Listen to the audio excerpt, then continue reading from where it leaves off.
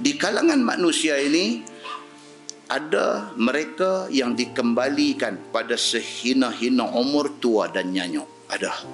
Itu sebab tuan-tuan, kalau Allah bagi kita ni hidup, dia bagi kita sakit seminggu, jalan cantik. Kalau boleh pilih, kita nak minta macam tu dekat Tuhan.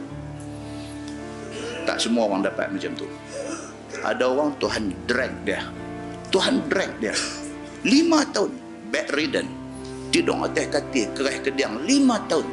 Tidak boleh urus diri sendiri. Kalau bini masih ada, harap bini tolong tengok.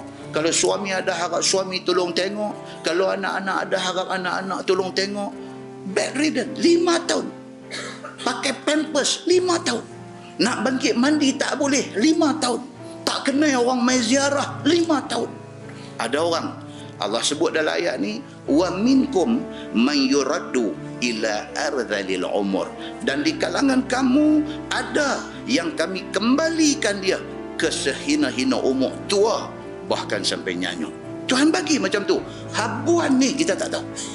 Tidak ada seorang boleh cakap besar, boleh buka kancing baju, boleh pukul dada tentang ending hidup dia, tentang kesudahan hidup dia. Tak boleh. Pasal dia pun tak tahu macam mana.